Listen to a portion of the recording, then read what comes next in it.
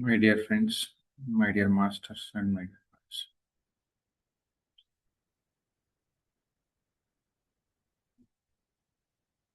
ನಾವು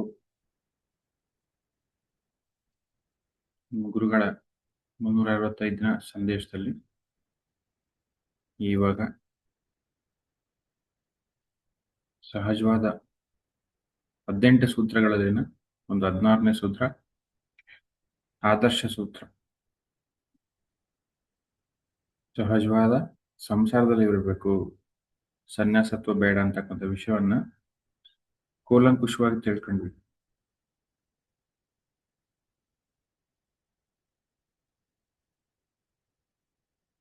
ಈ ವಿಷಯ ಪ್ರತಿಯೊಬ್ಬರು ಸರಿಯಾಗಿ ಅರ್ಥ ಮಾಡ್ಕೋಬೇಕು. ಆವಾಗ ನಾವು ಸರಿಯಾದ ಹಾದಿಯಲ್ಲಿ ಇರ್ತೀವಿ. ನಾವು ಜೀವನದ ಒಂದು ಸರಿಯಾದ ಹಾದಿನಲ್ಲಿ ಇರ್ತೀವಿ. ಆಧ್ಯಾತ್ಮಿಕತೆ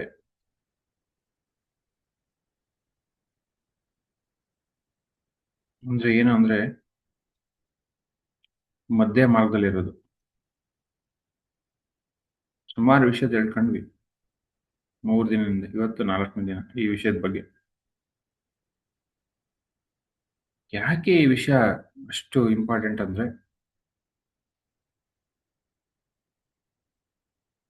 ನಮ್ಮ ಆತ್ಮನ್ನ ಒಂದು ಹೈಯೆಸ್ಟ್ ಲೆವೆಲಲ್ಲಿ ತಗೊಂಡೋಗುತ್ತೆ ಈ ಒಂದು ಸಂಸಾರ ಅಂತಕ್ಕಂಥ ವಿಷಯ.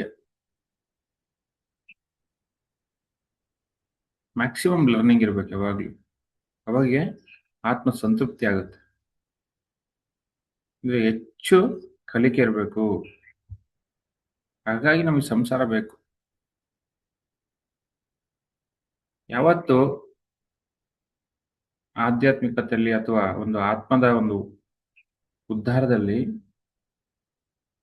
ಪ್ರಾಪಂಚಿಕ ಬೇರೆ ಅಲ್ಲ, ಆಧ್ಯಾತ್ಮಿಕತೆ ಬೇರೆ ಅಲ್ಲ. ಇದೊಂದು ದೊಡ್ಡ ಭ್ರಮೆ ಇತ್ತು. ಇಲ್ಯೂಷನ್ ಏನಂದ್ರೆ, ಆಧ್ಯಾತ್ಮಿಕತೆಯಲ್ಲಿ ಇದ್ರೇನೆ ಆ ಒಂದು ಆತ್ಮದ ಪ್ರಯಾಣ ಇದೆ, ಮೋಕ್ಷ ಸಿಗುತ್ತೆ ಅನ್ಕೊಂಡು ಎಷ್ಟೋ ಸಾಧಕರು ತಪ್ಪು ದಾರಿ ಹಿಡಿತಿದ್ರು. ಇನ್ಕ್ಲೂಡಿಂಗ್ ನಾನು ಕೂಡ ಹಿಡಿತಿದ್ದೀನಿ ಜನ್ಮಗಳಲ್ಲಿ. ಅದು ಅಲ್ಲ. ಅದಕ್ಕೆ ಹೊಸ ರೂಪ ಅಥವಾ ಹೊಸ ಒಂದು ಪರಿಕಲ್ಪನೆ ಕೊಟ್ಟಿದ್ದೆ ನಮ್ಮ ಗುರುಗಳು. ಇವನ್ ಬುದ್ಧ ಕೂಡ ಹೇಳ್ತಾನೆ, ಮಧ್ಯ ಮಾರ್ಗ ಈಸ್ ದ ಗೋಲ್ಡನ್ ಪಾತ್ ಅಂತ ಹೇಳ್ತಾನೆ ನೋಡಿ. ಈ ವಿಷಯ ಕೂಡ ಹೇಳಿದ್ದಾರೆ ನಮ್ಮ ಗುರುಗಳು. ಯಾಕೆ ಗೋಲ್ಡನ್ ಪಾತ್ ಅಂದ್ರೆ, ಅದರಲ್ಲಿ ಅಷ್ಟು ಲರ್ನಿಂಗ್ ಇರುತ್ತೆ. ಯಾವಾಗ್ಲೂ ಕಷ್ಟದಲ್ಲೇ ಕಲಿಕೆ ಜಾಸ್ತಿ. ಎಲ್ಲ ಬಿಟ್ಟು ಕುಂತ್ರೆ ಕಲಿಕೆ ಇರೋದಿಲ್ಲ. ಅಲ್ಲಿ ವಿಷಯಗಳು ತಿಳಿತೇವೆ, ಅಲ್ಲಿ ತಿಳಿತೇವೆ, ಬಟ್ ಕಡಿಮೆ ಬೇಕಿಲ್ಲ ಆತ್ಮಕ್ಕೆ, ಹೆಚ್ಚು ಬೇಕು ಲರ್ನಿಂಗ್. ಅದು ಇಂಪಾರ್ಟೆಂಟ್. ಏನು ಹೆಚ್ಚು ಲರ್ನಿಂಗು? ಸಂಸಾರದಲ್ಲಿ ಇಷ್ಟು ನಾವು ಇರ್ತೀವಿ, ಅಷ್ಟು ನಾವು ಕಷ್ಟ ನಷ್ಟಗಳನ್ನ ಎದುರಿಸ್ತೀವಿ. ಎಲ್ಲರನ್ನು ಕೂಡ ಸಮಾಧಾನ ಮಾಡ್ತೀವಿ. ಒಂದು ಮನೆಯಲ್ಲಿ ಒಬ್ಬ ಯಜಮಾನ ಇದ್ದಾನೆ, ಒಬ್ಬ ಯಜಮಾನಿ ಇದ್ದಾಳಂದ್ರೆ ಅವ್ರನ್ನೆಲ್ಲರನ್ನು ಕೂಡ, ಮನೇಲಿ ಎಲ್ಲರನ್ನು ಕೂಡ ಅವರು ಸಮಾಧಾನ ಮಾಡಬೇಕು, ಸಂಭಾಲಿಸ್ಬೇಕು.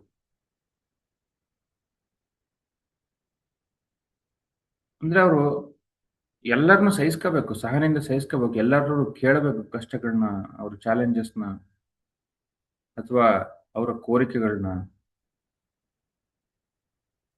ಏನಾಗುತ್ತೆ ಇಲ್ಲಿ, ಎಲ್ಲರೂ ಕಷ್ಟ ನಷ್ಟಗಳನ್ನ, ಕೋರಿಕೆಗಳನ್ನ ಕೇಳಿ ಅವ್ರಿಗೆಲ್ಲ ಸಮಾಧಾನ, ಒಂದು ಡೈರೆಕ್ಷನ್ ಕೊಟ್ಟು, ಒಳಿತು ಯಾವುದು ಕೆಟ್ಟದ್ದು ಯಾವುದು ಅಂತ ಹೇಳಿ ಸಮಾಧಾನ ಮಾಡಿ ಅವ್ರನ್ನು ಮುಂದೆ ಕರ್ಕೊಂಡು ಹೋಗ್ಬೇಕು. ಅಂದ್ರೆ ಎಷ್ಟು ಲರ್ನಿಂಗ್ ಇದೆ ಸಂಸಾರದಲ್ಲಿ, ಹಿರಿಯರಿಗೆ ಎಷ್ಟು ಲರ್ನಿಂಗ್ ಇದೆ.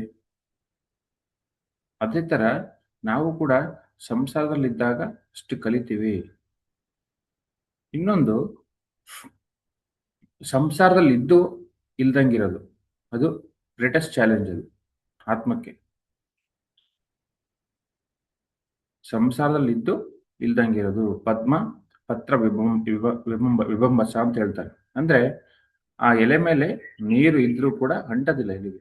ಒಂದು ಮಳೆ ಹನಿ ಅಥವಾ ನೀರಿನ ಹನಿ ಬಿತ್ತು ಅನ್ಕೊಳ್ಳಿ ಎಲೆ ಮೇಲೆ, ಅಂಟದಿಲ್ಲ. ಅದು ಗ್ರೇಟೆಸ್ಟ್ ಚಾಲೆಂಜ್.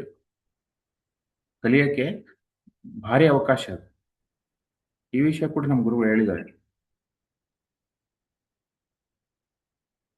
ಅಂದ್ರೆ ನೀನು ಸಂಸಾರದಲ್ಲಿ ಇರ್ತೀಯ, ಆಧ್ಯಾತ್ಮಿಕ ಸಾಧನೆಯಲ್ಲಿ ಇರ್ತೀಯ, ನಿನಗೆ ಎಷ್ಟೋ ಆ ಒಂದು ಕೋರಿಕೆಗಳು ಹುಟ್ಟುತ್ತವೆ. ಆ ನಿನ್ನ ಒಂದು ಆ ಗುಣಗಳು ಟೆಸ್ಟ್ ಆಗ್ತವೆ. ಏನು ಗುಣಗಳು? ಆ ತಾಮಸ ಗುಣ, ರಜೋಗುಣ, ಅವು ಏನ್ ಮಾಡ್ತವೆ? ನಿನ್ನ ಟ್ರಿಗರ್ ಮಾಡ್ತಿರ್ತವೆ ಸಂಸಾರದಲ್ಲಿ ಇದ್ದಾಗ, ಸಮಾಜದಲ್ಲಿ ಇದ್ದಾಗ. ಆ ಗುಣಗಳಿಗೆ ನೀನ್ ಮೆಟ್ಟಿ ನಿಲ್ತೀಯ. ಆಧ್ಯಾತ್ಮಿಕದಲ್ಲಿ ಇದ್ದಾಗ ಮೆಟ್ಟಿ ನಿಲ್ಲದಿದೆಯಲ್ಲ, ಅದೇ ನಿನಗೆ ದೊಡ್ಡ ಟೆಸ್ಟಿಂಗು. ಸಂಸಾರದಲ್ಲಿ ಇರ್ತೀಯ, ಸಮಾಜದಲ್ಲಿ ಇರ್ತೀಯ, ನಿನಗೆ ಕೋಪಗಳು ಬರ್ತವೆ, ತಾಪಗಳು ಬರ್ತವೆ, ಅವಮಾನಗಳು ಬರ್ತವೆ, ಮಾನಗಳು ಬರ್ತವೆ.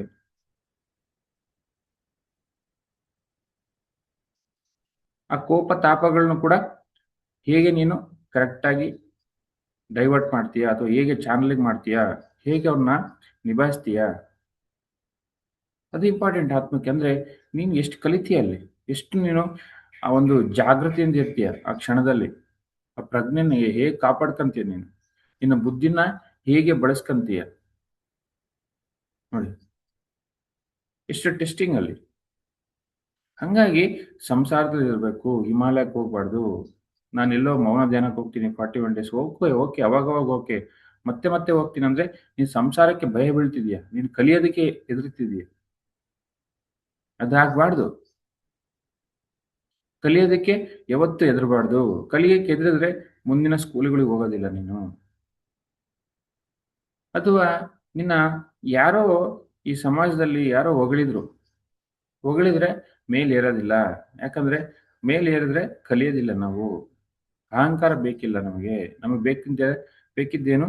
ಕಲಿಯೋದು ಬೇಕು, ವಿನಯ ಬೇಕು ನಮಗೆ. ಯಾಕಂದ್ರೆ ಕಲಿಬೇಕು ನಾವು ನೋಡಿ. ಸೊ ಈ ಒಂದು ಆ ಒಂದು ಪರಿಜ್ಞಾನ ಇಟ್ಕೊಂಡು ಏನ್ ಮಾಡ್ತೀಯ ನೀನು? ಯಾವಾಗ್ಲೂ ಪ್ರಜ್ಞಾಪೂರ್ವಕವಾಗಿ ಆ ಸಮಯಕ್ಕೆ ಸರಿಯಾಗಿ ನಿನ್ನ ಗುಣಗಳನ್ನ ನೀನು ಸರಿಯಾಗಿ ನೀನು ಕರೆಕ್ಟಾಗಿ ಪಾಲಿಸ್ತೀಯ. ಗುಣಗಳನ್ನ ಡೈವರ್ಟ್ ಆಗೋದಿಲ್ಲ. ಸಂಸಾರದಲ್ಲಿ ಇದ್ದಾಗ ಟೆಸ್ಟಿಂಗ್ ನಿನಗಲ್ಲಿ. ನೀನು ಸುಮ್ಮನೆ ಧ್ಯಾನ ಮಾಡ್ತಿದೀಯ ಅಂದ್ರೆ ನೀನು ನಿರ್ಗುಣದಲ್ಲೋ ಸಾತ್ವಿಕ ಗುಣದಲ್ಲಿ ಇರ್ತೀಯ. ಅದೇ ಸಂಸಾರದಲ್ಲಿ ಇದ್ದಾಗ ಈ ಗುಣಗಳೆಲ್ಲ ನಿನಗೆ ಏನ್ ಮಾಡ್ತವೆ? ಟ್ರಿಗರ್ ಮಾಡ್ತವೆ, ಟೆಸ್ಟ್ ಮಾಡಿ ಮತ್ತೆ ನೀನ್ ಏನ್ ಮಾಡ್ತೀಯ? ಆ ಒಂದು ಪ್ರಜ್ಞೆಯಿಂದ, ಬುದ್ಧಿಯಿಂದ ಧ್ಯಾನ ಸಾಧನೆ ಇದ್ದಾಗ ಏನಾಗುತ್ತೆ? ಆ ಆ ಆ ಗುಣಗಳಿಗೆ ಎಲ್ಲ ಮೆಟ್ಟಿ ನಿಂತು ನೀನೊಬ್ಬ ಯೋಗಿಯಾಗಿ ಪದ್ಮಪತ್ರ ವಿಭಂಬಸ ನೋಡಿ, ಯಾವುದು ಕಂಟದೆ ಒಂದು ತಾವರೆ ತರ ಇರ್ತೀಯ ನೋಡಿ. ತಾವರೆ ಕೂಡ ಅಷ್ಟೇನೆ, ಆ ಕೆರೆನಲ್ಲೇ ಇರುತ್ತೆ. ಆ ಕೆರೆ ಕೆಳಗಡೆ ಎಲ್ಲ ಕೆಸರಿರುತ್ತೆ, ಮಡ್ಡಿರುತ್ತೆ, ಬಟ್ ಮೇಲೆ ತಾವರೆ. ಆ ತಾವರೆ ಕೆಳಗಿದ್ದು ಕೂಡ, ಅಂದ್ರೆ ಸಂಸಾರದಲ್ಲಿದ್ದು ಕೂಡ ಪರಿಮಳ ಸೂಸ್ಬೇಕು.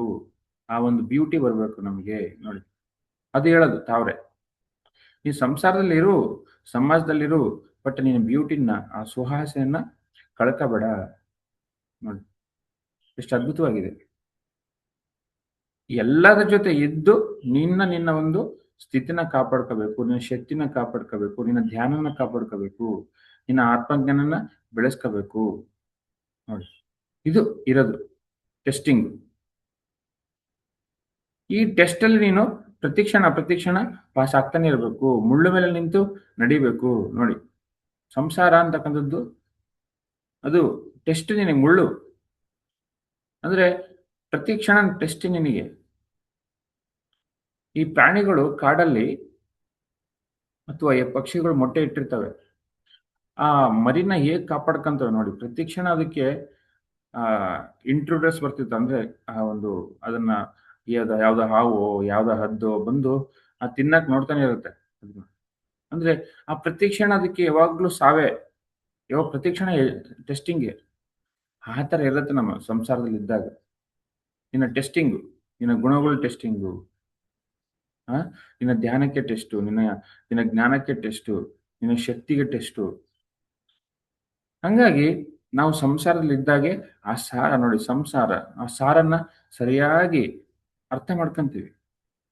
ಓಡೋಗ್ಬಾರ್ದು. ನೀನು ಓಡೋಗ್ತೀಯ ಅಂದ್ರೆ ಕಲಿಯೋದಕ್ಕೆ ನೀನು ಇಷ್ಟಪಡ್ತಿಲ್ಲ, ಕಲಿಯೋದಕ್ಕೆ ನೀನು ಕಲಿಯೋದನ್ನ ಪೋಸ್ಟ್‌ಪೋನ್ ಮಾಡ್ತಿದೀಯಾ. ಒಂದ್ಸತಿ ನಾನು ಪಿರಮಿಡ್ ವ್ಯಾಲಿಗೆ ಹೋದಾಗ ಪತ್ರಿ ಸರ್ ಜೊತೆ ಇದ್ದಾಗ ಒಬ್ಬೊಂದು ಹುಡುಗ ಬಂದ.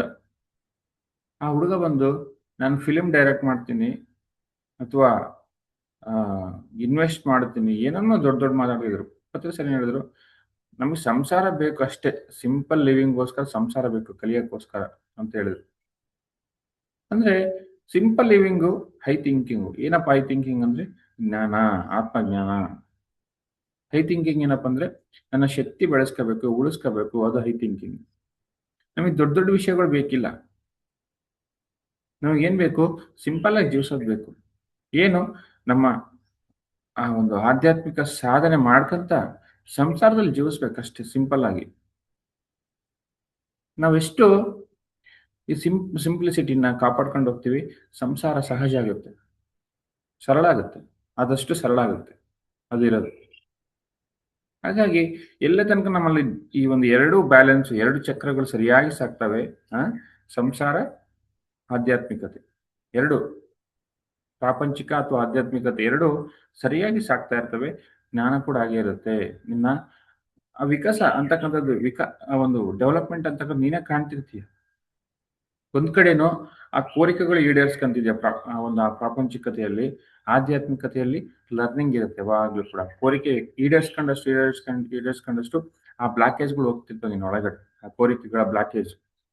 ಅದು ಬೇಕು, ಇದು ಬೇಕಂತ ಆತ್ಮದಲ್ಲಿ ಎಷ್ಟೋ ಕೋರಿಕೆಗಳಿರ್ತವೆ. ಜನ್ಮ ಜನ್ಮದಿಂದ ಇರ್ತವೆ. ಸಂಸಾರದಲ್ಲಿದ್ದಾಗ ಎಲ್ಲ ಕೋರಿಕೆಗಳು ಒಂದು ತೀರ್ಸ್ಕೊಂತ ಹೋಗ್ತಿರ್ತೀಯ ನೋಡಿ. ನೀನೇನೋ ಚಿಕ್ಕ ಮಗು ಇರ್ತೀಯ, ಒಂದು ಪ್ರೌಢ ವಯಸ್ಸಿಗೆ ಬರ್ತೀಯ, ಪ್ರೌಢತೆಯಿಂದ ಮುಪ್ಪು ಬರುತ್ತೆ. ಹೀಗೆ ಒಂದೊಂದೊಂದು ಸ್ಟೆಪ್ಪು. ಚಿಕ್ಕ ಮಗು ಇದ್ದಾಗ ತಂದೆ ತಾಯಿ ಜೊತೆ ಜೀವಿಸ್ತೀಯ. ತಂದೆ ತಾಯಿ ಜೊತೆ ಜೀವಿಸಿ, ಅದು ಸಂಸಾರದಲ್ಲಿ ಜೀವಿಸಿ, ಎಲ್ಲಾನು ಕೂಡ ಜೊತೆ ಜೀವಿಸಿ ಆ ಒಂದು ಆನಂದ ಪಡಿತೀಯ. ಚಿಕ್ಕ ವಯಸ್ಸಲ್ಲಿ ಧ್ಯಾನ ಬೇಕು, ಜೊತೆಗೆ ಸಂಸಾರ ಕೂಡ ಬೇಕು. ಧ್ಯಾನ ಒಂದೇ ಅಲ್ಲ.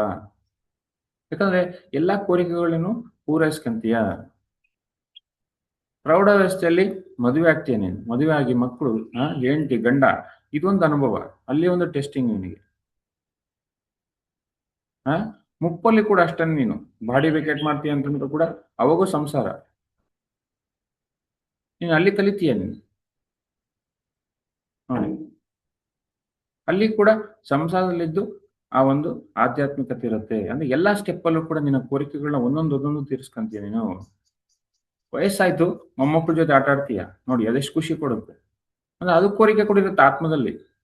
ಜೊತೆಗೆ ಸೇವೆ ಮಾಡ್ತೀಯ, ಜೊತೆಗೆ ಧ್ಯಾನ ಸಾಧನೆ ಮಾಡ್ತೀಯ, ಜೊತೆಗೆ ಸ್ವಾಧ್ಯಾಯ ಮಾಡ್ತೀಯ ನೋಡಿ. ಅಂದ್ರೆ ನೀನು ಕಂಪ್ಲೀಟ್ ಮ್ಯಾನ್ ಆಗ್ತಿದೀಯಾ ನೋಡಿ. ಕಂಪ್ಲೀಟ್ ಮ್ಯಾನ್ ಆಗ್ಬೇಕು. ಪತ್ರಿ ಸರ್ ಮೂವಿ ಕೆಳಗಡೆ ಕಂಪ್ಲೀಟ್ ಮ್ಯಾನ್ ಅಂತ ಇದೆ ನೋಡಿ. ಅಂದ್ರೆ ನಮ್ಮ ಗುರುಗಳು ಏನೋ ಕಂಪ್ಲೀಟ್ ಮ್ಯಾನು, ಅವ್ರೇನೋ ಸಂಸಾರದಲ್ಲಿದ್ದಾರೆ, ಆಧ್ಯಾತ್ಮದಲ್ಲಿದ್ದಾರೆ, ಪ್ರಾಪಂಚಿಕ ಇದೆ, ಸ್ಪಿರಿಚುಯಾಲಿಟಿ ಇದೆ, ಎರಡೂ ಇದೆ ಅವ್ರ ಹತ್ರ. ಹಂಗಾಗಿ ಬುದ್ಧ ಇದನ್ನ ಗೋಲ್ಡನ್ ಪಾತ್ ಅಂದ ನೋಡಿ.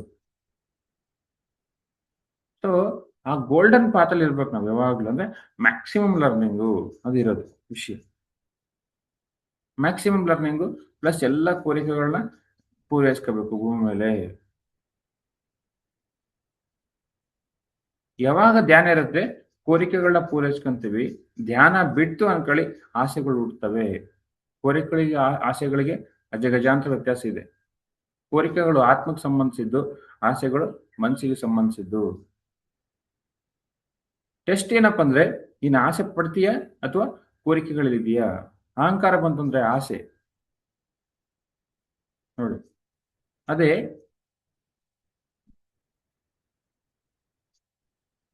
ಬೇಕಾದದ್ದು ಪಡಿಬೇಕಂತ ನೀನೇನು ಆ ಒಂದು ಕೋರ್ತೀಯ, ಆತ್ಮದಲ್ಲಿ ಕೋರ್ತೀಯ, ಅದು ಪೂರೈಸ್ಕೊಂಡಾಗ ಸರಿಯಾದದ್ದು. ಅದೇ ಹೆಚ್ಚಾಯ್ತು ಅನ್ಕ ನಿನ್ಗೆ ಅದು ಆಸೆ ಆಗುತ್ತೆ. ಫಾರ್ ಎಕ್ಸಾಂಪಲ್, ನಿನಗೆ ಸಂಸಾರಕ್ಕೆ, ನಿನಗೆ ಊಟಕ್ಕೆ ಬಟ್ಟೆಗೆ ಏನೋ ಮಿನಿಮಮ್ ದುಡ್ಡು ಬೇಕು. 1,000 ಬೇಕು, 2,000 ಬೇಕು, 1,00,000 ಬೇಕು. ಆ 1,00,000 10,00,000 ಆದ್ರೆ ಆಸೆ. ಲಕ್ಷ ಇದ್ರೆ ಅದು ಕೋರಿಕೆ. ಆತ್ಮ ಇವತ್ತು ಕೋರೋದು. ಅದಕ್ಕೆ ಆತ್ಮ ಕೋರ್ತೀವಂತೀವಿ ನಾವು. ಆಸೆ ಆಸೆ ಪಡುತ್ತಾನಲ್ಲ ಆತ್ಮನ, ಆಸೆ ಕೋರುತ್ತಂತ ಹೇಳ್ತೀವಿ ನಾವು. ಅಂದ್ರೆ ಆತ್ಮದಲ್ಲಿ ಅನುಭವಕ್ಕೋಸ್ಕರ ಬೇಕನ್ನುತ್ತದೆ. ಸಂಸಾರ ಬೇಕನ್ನುತ್ತೆ, ಆ ಎಂಜಾಯ್ಮೆಂಟ್ ಬೇಕನ್ಸುತ್ತೆ, ಫಿಸಿಕಲ್ ಎಂಜಾಯ್ಮೆಂಟು, ಎಲ್ಲ ತರದ ಎಂಜಾಯ್ಮೆಂಟ್. ಅವನ್ನೆಲ್ಲ ಪೂರೈಸ್ಕೊಂಡಷ್ಟು ನಿನ್ನ ಒಳಗಿರ್ತಕ್ಕಂಥ ಬ್ಲಾಕೇಜ್ಗಳು ಒಂದೊಂದು ಕ್ಲಿಯರ್ ಆಗ್ತಾ ಹೋಗ್ತವೆ. ಅದಿರೋದು. ಜನ್ಮ ಜನ್ಮದ ಬ್ಲಾಕೇಜ್ಗಳು ಇರ್ತವೆ, ಜನ್ಮ ಜನ್ಮದ ಕೋರಿಕೆಗಳು ಇರ್ತವೆ. ಆ ಕೋರಿಕೆಗಳು ಅಲ್ಲಲ್ಲಿ ಕಟ್ಟಾಗಿ ನಾವೇನ್ ಮಾಡ್ತೀವಿ, ಮತ್ತೆ ಸಂಸಾರ ತಗಂತೀವಿ. ಈ ದೇಹ ಎಷ್ಟೋ ಸತಿ ಬಿಟ್ಟಿದೀವಿ ಭೂಮಿ ಮೇಲೆ, ಲೆಕ್ಕ ಇಲ್ಲದ ಸತಿ ದೇಹ ಬಿಟ್ಟಿದೀವಿ. ಬಿಟ್ಟೋದ್ಮೇಲೆ ನಮ್ಮ ಆ ಒಂದು ವೃತ್ತಾಂತ ಅಥವಾ ನಮ್ಮ ಒಂದು ಜನ್ಮನ ನಾವೇ ನೋಡ್ಕೊಂತೀವಿ ಮೇಲೋದಾಗ. ನಮ್ಮ ಆ ಏನಂತೀವಿ, ಬುಕ್ ಎಲ್ಲ ನಾವೇ ಓದ್ತೀವಿ. ಆ ಬುಕ್ ನಾವು ನೋಡಿದಾಗ ನಮ್ದು ಏನ್ ನಡೀತು ಎಲ್ಲ ಜನ್ಮ ಜನ್ಮದೆಲ್ಲ ನೋಡ್ಕೊಂಡಾಗ, ಓಹೋ ಈ ತರ ಕೋರಿಕೆಗಳೆಲ್ಲ ನಾನು ತೀರಿಸ್ಕೊಳ್ಳಿಲ್ಲ ಅಂತ ನಾವೇನ್ ಮಾಡ್ಕೊಂತೀವಿ, ನೆಕ್ಸ್ಟ್ ಜನ್ಮ ತಗೋಬೇಕಾದ್ರೆ ಎಲ್ಲ ಲಿಸ್ಟ್ ಮಾಡ್ಕೊಂತೀವಿ ಕೋರಿಕೆಗಳನ್ನ. 10 20 ಎಲ್ಲ ಕೋರಿಕೆಗಳು ಲಿಸ್ಟ್ ಮಾಡ್ಕೊಂತೀವಿ ಮೇಲೆ ಹೋದಾಗ. ಮತ್ತೇನ್ ಮಾಡ್ತೀವಿ, ಜನ್ಮ ತಗೊಂಡು ಆ ಕೋರಿಕೆಗಳನ್ನ ಪೂರೈಸ್ಕೊಂತೀವಿ. ಅದಿರೋದು. ಹಂಗಾಗಿ ಸಂಸಾರದಲ್ಲಿದ್ದಾಗ ಪ್ರತಿ ಕೋರಿಕೆಗಳನ್ನ ಈಡೇರಿಸ್ಕೊಂತೀವಿ. ಸುಮ್ಮನೆ ಇಲ್ಲ. ಗೃಹಸ್ಥಾಶ್ರಮ ಅಂದ್ರೆ ಹೈಯೆಸ್ಟ್ ಆಶ್ರಮ ಇದು ನೋಡಿ. ಅಂದ್ರೆ ಎಲ್ಲಾ ಕೋರಿಕೆಗಳನ್ನ ತೀರಿಸ್ಕೊಂತ ಆ ಕೋರಿಕೆಗಳ ತೀರಿಸ್ಕೋಬೇಕಾದ್ರೆ ಜಾಗೃತೆಯಿಂದ ಇರ್ತೀವಿ. ಆ ಜಾಗೃತೆ ಅಂತಕ್ಕಂಥದ್ದು ವೆರಿ ವೆರಿ ಇಂಪಾರ್ಟೆಂಟ್. ಯಾಕಂದ್ರೆ ಆ ಕೋರಿಕೆಗಳು ಏನು ಆಸೆಯಾಗಿ ಪರಿವರ್ತನೆ ಅಂದ್ರೆ ಕರ್ಮ ಸಿದ್ಧಾಂತ ಬರುತ್ತೆ. ಅಗೇನೆಸ್ಟ್ ಹೋಗ್ತೀಯ ನೀನು. ಒಬ್ಬರ ಜೀವನದಲ್ಲಿ ಅಗೇನೆಸ್ಟ್ ಹೋಗ್ತೀಯ. ನಿನ್ನ ಕೋರಿಕೆಗಳು ತೀರ್ಸ್ಕೊಳಕ್ಕೆ ಬೇರೆಯವ್ರಿಗೆ ತೊಂದರೆ ಕೊಡುತ್ತೆ. ಅವಾಗ ಏನಾಗುತ್ತೆ, ಕರ್ಮ ಬಂತು ನಿನಗೆ ನೋಡಿ. ಅಲ್ಲಿ ಟೆಸ್ಟ್, ಅಲ್ಲಿ ಈ ಟೆಸ್ಟ್ ಅಲ್ಲಿ ಪಾಸ್ ಆಗ್ತಾನೆ ಇರ್ಬೇಕು. ಅದಕ್ಕೆ ಮುಳ್ಳಿನ ಮೇಲೆ ನಡೆದಂಗಿರುತ್ತೆ. ಯಾವಾಗ್ಲೂ ಕಷ್ಟ ಇರಬೇಕು. ಕಷ್ಟ ಇದ್ದರೆ ಲರ್ನಿಂಗ್ ಜಾಸ್ತಿ ನೋಡಿ. ಕೋರಿಕೆಗಳನ್ನ ಒಂದೊಂದು ತೀರ್ಸ್ಕೊಂತ ಯಾವುದೇ ಕರ್ಮಗಳು ಮಾಡದೆ, ತಪ್ಪುಗಳು ಮಾಡದೆ ಗೆಲ್ತಾ ಹೋಗ್ಬೇಕು. ಏನು ಲಿಸ್ಟ್ ಮಾಡ್ಕೊಂಡು ಬಂದಿದ್ದಿ ಈ ಜನ್ಮ ತಗೋಬೇಕಾದ್ರೆ, ಒಂದೊಂದು ಪಾಸ್ ಆಗ್ತಾ ಬರ್ತೀಯ. ಟೆಸ್ಟ್ನ ಪಾಸ್ ಆಗ್ತಾ ಬರ್ತೀಯ. ಪಾಸಾಗಿ ಮುಂದೆ ಹೋಗ್ತೀಯ. ಈ ಸ್ಕೂಲಲ್ಲಿ ಪಾಸ್ ಆಗ್ತೀಯ ನೀನು ನೋಡಿ. ಇಲ್ಲಿ ಸಲ್ಲದವನು ಅಲ್ಲಿ ಕೂಡ ಸಲ್ಲದಿಲ್ಲ ಅಂತ ಬಸವೇಶ್ವರ ಹೇಳ್ತಾರೆ. ಇಲ್ಲಿ ಸಲ್ಲದವನು ಅಲ್ಲಿ ಸಲ್ಲನಯ್ಯ, ಇಲ್ಲಿ ಸಲ್ಲುವವನು ಅಲ್ಲಿ ಸಲ್ಲುತ್ತಾನೆ ಅಂತ ಹೇಳ್ತಾನೆ. ಅಂದ್ರೆ ಈ ಸ್ಕೂಲಲ್ಲಿ ಪಾಸ್ ಆದ್ರೆ ಅಲ್ಲಿ ನಾವು ಎಲಿಜಿಬಿಲಿಟಿ ಸಿಗುತ್ತೆ ಮೇಲಿನ ಲೋಕದಲ್ಲಿ. ಹಾಗಾಗಿ ಅಂದ್ರೆ ಇಲ್ಲಿ ಎಲ್ಲ ಕೋರಿಕೆಗಳನ್ನ ಪೂರೈಸ್ಕೊಂಡಾಗ ಅಲ್ಲಿ ಅದ್ಭುತವಾಗಿ ನಾವು ಆರಾಧಿಸ್ತೀವಿ ಮೇಲಿನ ಲೋಕದಲ್ಲಿ. ಈ ತರ ವಿಷಯಗಳು ಸುಮಾರು ಸತಿ ಹೇಳಿದ್ದಾರೆ ಪೃಥ್ವಿ ಸರ್. ಹಂಗಾಗಿ ನಾವೆಲ್ಲನ್ನು ಕೂಡ ಪೂರೈಸ್ಕೊಂಡು ಯಾವುದೇ ಕರ್ಮಕ್ಕೆ ಅಂಟದೆ, ಯಾವುದೇ ಆಸೆಗಳಿಗೆ ನಾವು ಟ್ರ್ಯಾಪ್ ಆಗದೆ, ಸಿಗಕಂಡ್ದೆ ಮುಂದೆ ಸಾಕ್ತಾ ಇರಬೇಕು. ಅದು ಇರೋದು.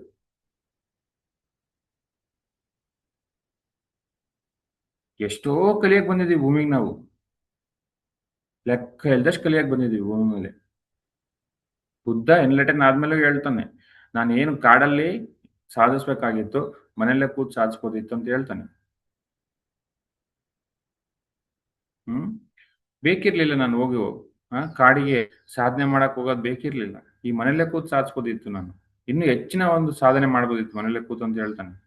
ಅವಾಗೆ ಅವ್ನು ಗೋಲ್ಡನ್ ಪಾತ್ ಹೇಳ್ತಾನೆ, ಎಲ್ಲರೂ ಕೂಡ ಈ ಒಂದು ಮಧ್ಯ ಮಾರ್ಗದಲ್ಲಿ ಇರ್ಬೇಕು ನೋಡಿ ಮಾಸ್ಟರ್ಸ್. ಆ ಆಕಾಶಿಕ್ ರೆಕಾರ್ಡ್ ಅಲ್ಲಿ ಎಷ್ಟೋ ಇದೆ. ನಮ್ಮ ಆಕಾಶಿಕ್ ರೆಕಾರ್ಡ್ ಅಲ್ಲಿ ನಮ್ಮ ಒಂದು ಚಿತ್ರಗುಪ್ತನ ಒಂದು ಬುಕ್ ಅಂತೀವಲ್ಲ, ಆ ಬುಕ್ಕಲ್ಲಿ ಎಲ್ಲ ಜ್ಞಾನ ಅಡಗಿದೆ. ಅದನ್ನ ನೋಡ್ಕೋಬೇಕು ನಾವೆಲ್ಲ. ಧ್ಯಾನ ಸಾಧನೆ ಮಾಡಿ ನೋಡ್ಕೊಂಡಾಗ ಏನಾಗುತ್ತೆ ಗೊತ್ತಾಗ್ತವೆ, ನಾನು ಏನೇನು ಕೋರಿಕೆ ಪೂರೈಸ್ಕೊಂಡೆ, ಏನೇನು ಪೂರೈಸ್ಕೊಳ್ಳಿಲ್ಲ, ಯಾಕೆ ಜನ್ಮ ತಗೊಂಡೆ. ಅದಕ್ಕೆ ಪಾಸ್ಟ್ ಲೈಫ್ಗಳು ನೋಡ್ಕೊಂಡಾಗ ಏನಾಗುತ್ತೆ, ಇದೆಲ್ಲ ಜ್ಞಾನ ಗೊತ್ತಾಗುತ್ತೆ. ಅವಾಗೆ ಸಂಸಾರ ಬೇಕು ಇನ್ನು ನನಗೆ, ನಾನು ಕಲಿಬೇಕು, ಇದನ್ನ ಕಲ್ತಿಲ್ಲ ನಾನು ನೋಡಿ.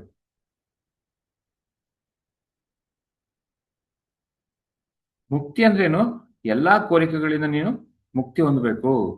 ಮುಕ್ತಿ ಅಂದ್ರೆ ಹೋಗಿ ನೀನ್ ಎನ್ಲೈಟನ್ ಆಗೋದಲ್ಲ. ನೀನ್ ಎನ್ಲೈಟನ್ಮೆಂಟ್ ಬೇಕಂದ್ರೆ ಫಸ್ಟ್ ಕೋರಿಕೆಗಳನ್ನ ಪೂರೈಸ್ಕೋಬೇಕು. ಅದಿರೋದು. ಎಲ್ಲರೂ ಏನ್ ಮಾಡ್ತಾರೆ, ಒಂದು ಭ್ರಮೆನಲ್ಲಿ ಮುಕ್ತಿ ಅಂದ್ರೆ ನಾನು ಜ್ಞಾನೋದಯ ಹೊಂದ್ಬೇಕು, 3ನೇ ಕಣ್ಣು ಪಡಿಬೇಕು, ಆಸ್ಟ್ರಲ್ ಟ್ರಾವೆಲ್ ಬೇಕು ನನಗೆ, ಅದು ಬೇಕು ಇದು ಬೇಕಂತಾರೆ. ಅದಲ್ಲ, ಅದೊಂದೇ ಅಲ್ಲ, ಅದು ಪಾರ್ಟ್ ಆಫ್ ಇಟ್ ಅಷ್ಟೇ. ಈ ಒಂದು ಆ ಜ್ಞಾನೋದಯದಲ್ಲಿ ಆ ಮುಕ್ತಿನಲ್ಲಿ ಒಂದು ಪಾರ್ಟ್ ಅಷ್ಟೇ ಅದು. ಅದು 50%, ಇನ್ನು 50% ಸಂಸಾರ ಮುಕ್ತಿಗೆ. ಹಂಗಾಗಿ ಮಧ್ಯ ಮಾರ್ಗ ಏನ್ ಕೊಡುತ್ತೆ ನಿಮಗೆ? ಜ್ಞಾನೋದಯ ಕೊಡುತ್ತೆ. ಆದ್ ಆ ಒಂದು ಆಧ್ಯಾತ್ಮಿಕತೆ ಒಂದೇ ಕೊಡಲ್ಲ ನಿಮಗೆ ಜ್ಞಾನೋದಯ. ಮಧ್ಯ ಮಾರ್ಗ ಕೂಡ ಜ್ಞಾನೋದಯ ಕೊಡುತ್ತೆ. ಹೆಚ್ಚಿನ ಜ್ಞಾನೋದಯ ಕೊಡದೆ ಆ ಒಂದು ಸಂಸಾರ, ಪ್ರಾಪಂಚಿಕ. ಪ್ರತಿಯೊಬ್ರು ಕೂಡ ಸಂಸಾರ ಬಿಡ್ಲೇಬಾರದು. ನಾನು ಒಂದ್ ಟೈಮಲ್ಲಿ ಹೆಚ್ಚಿನ ಧ್ಯಾನ ಸಾಧನೆ ಮಾಡ್ದೆ. ನನಗೆ ಧ್ಯಾನ ಬೋರ್ ಅನ್ಸ್ತು ನೋಡಿ. ಒಂದ್ ಟೈಮಲ್ಲಿ ಬುಕ್ಸ್ ಓದೋದು ಬೋರ್ ಅನ್ಸ್ತು. ಮತ್ತೆ ಸಂಸಾರ ಬೇಕನ್ಸ್ತು, ಮದುವೆ ಆಗ್ಬೇಕನ್ಸ್ತು ಒಂದ್ ಟೈಮಲ್ಲಿ. 2010ರಲ್ಲಿ ಆ ಟೈಮಲ್ಲಿ. ಆವಾಗ ನನ್ನ ಹೆಚ್ಚಿನ ಫೋಕಸ್ ಎಲ್ಲ ಸಂಸಾರಕ್ಕೆ ಕೊಟ್ಟೆ ನಾನು. ಯಾವಾಗ ಮದುವೆ ಆದೆ, ಸಂಸಾರದಲ್ಲಿ ಯಾವಾಗ ನನಗೆ ಆ ಕೋರಿಕೆಗಳನ್ನ ಈಡೇರಿಸ್ಕೊಂಡೆ, ಆ ಒಂದು ಆಧ್ಯಾತ್ಮಿಕ ಕೂಡ ಅಷ್ಟು ಅದ್ಭುತವಾಗಾಯ್ತು ನೋಡಿ. ಯಾಕಂದ್ರೆ ಬ್ಲಾಕೇಜಸ್ ಎಲ್ಲ ಇರ್ತಾವೆ ಒಳಗಡೆ, ಕೋರಿಕೆಗಳು ತೀರ್ಸ್ಕೋಬೇಕು ಅವಾಗ ಏನ್ ಬೇಕು ನಮಗೆ. ಸಪ್ರೆಸ್ ಮಾಡಬಾರ್ದು ಯಾವ್ದನ್ನು. ಸಪ್ರೆಸ್ ಮಾಡಿದ್ರೆ ಮಲ್ಟಿಪ್ಲೈ ಆಗುತ್ತೆ ಅದು. ಯಾವುದು ಬೇಡ ಅನ್ಬಾರ್ದು. ಬಂದಿದ್ದು ಯಾವುದು ಬೇಡ ಅನ್ಬಾರ್ದು, ಬರ್ಲಾರ್ದನ್ನು ಕೋರಬಾರ್ದು. ಅದು ಇರೋ ವಿಷಯ. ಇದೇ ಜ್ಞಾನ. ಬಂದಿದ್ದು ಅನುಭವಿಸ್ಬೇಕು. ಬೇಕಂದಿದ್ದು ಪಡೆಯಕ್ಕೆ ನಾವು ಪ್ರಯತ್ನ ಪಡಬೇಕು. ಯಾವುದೇ ಆಗ್ಲಿ, ಪ್ರಾಪಂಚಿಕ ಆಗ್ಲಿ, ಆಧ್ಯಾತ್ಮಿಕದಾಗ್ಲಿ.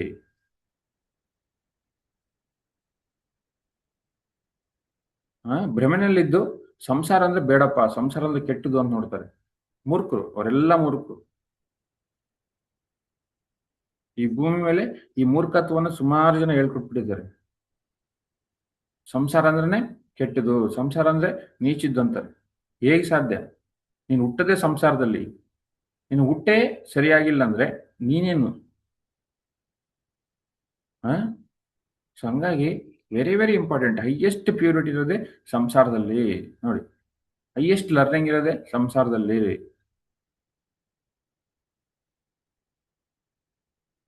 ಒಂದ್ ಕಡೆ ಸಂಸಾರ, ಈ ಕಡೆ ಆಧ್ಯಾತ್ಮಿಕತೆ. ಎರಡು ಸಾಕ್ತಾ ಇರ್ಬೇಕು.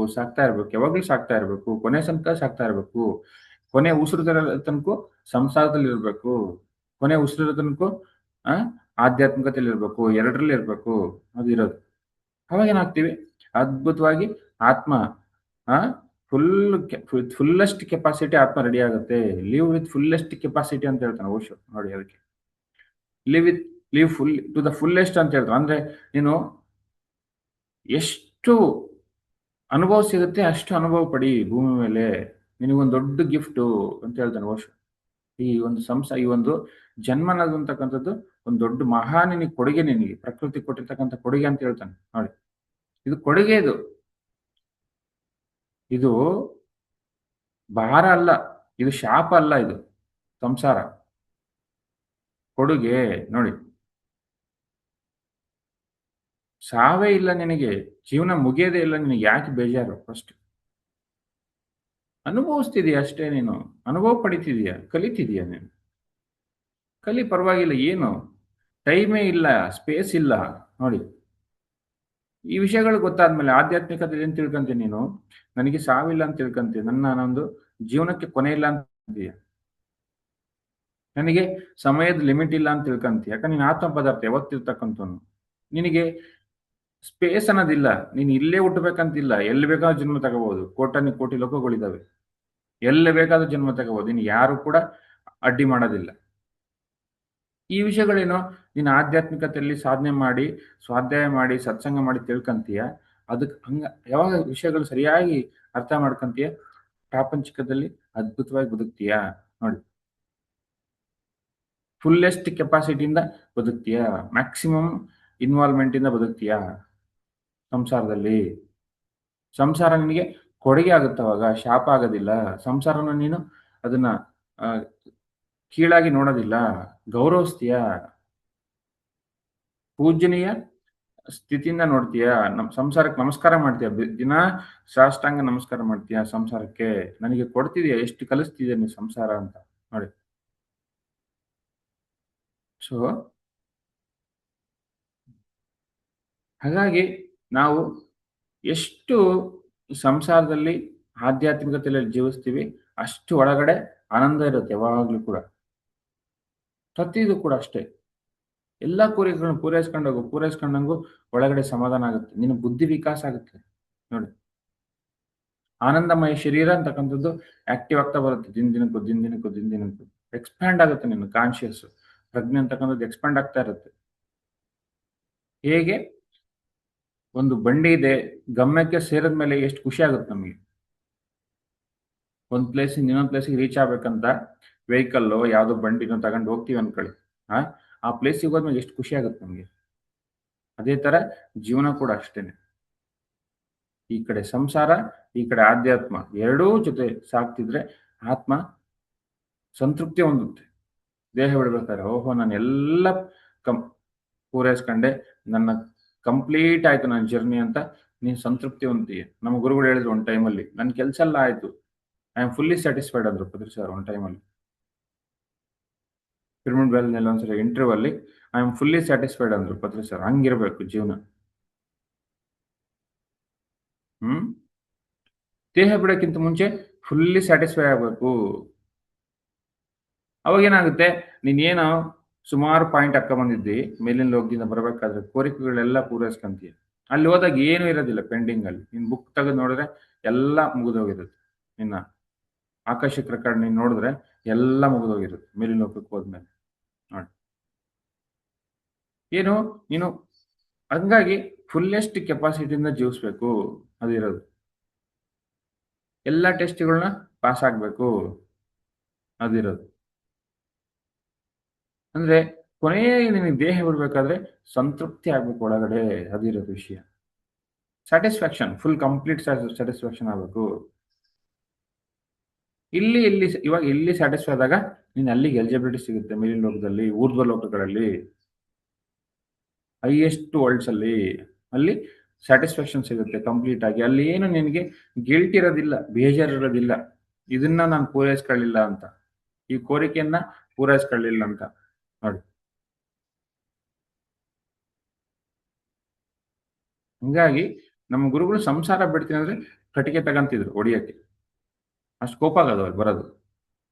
ಅಂದ್ರೆ ಮಹಾಜ್ಞಾನಿಗಳಿಗೆಲ್ಲ ಗೊತ್ತಿರುತ್ತೆ ಏನೇನ್ ಬೇಕು ಏನ್ ಬೇಡ ಅಂತ. ಕೆಲವೊಬ್ಬರಿಗೆ ಅವರು ಮೌನ ಮಾಡ್ತೀನಿ ಧ್ಯಾನ ಮಾಡ್ತೀನಿ ಅಂದ್ರೆ ಬಿಟ್ಬಿಡ ಅಂತಿದ್ರು. ಕೆಲವೊಬ್ಬರಿಗೆ ಬಾ ಹೋಗೋಣ ಅಂತಿದ್ರು, ಕರ್ಕೊಂಡು ಹೋಗ್ತಿದ್ರು. ನನ್ನ ಜೊತೆ ಬಾ, ಎಲ್ಲ ನಾನು ಟೂರ್ ಹೋಗ್ತಿದ್ದೀನಿ, ಹಂಗೆ ಎಲ್ಲ ನೋಡುವಂತಿ ಬಾ ಅಂತಿದ್ರು ಅವರು.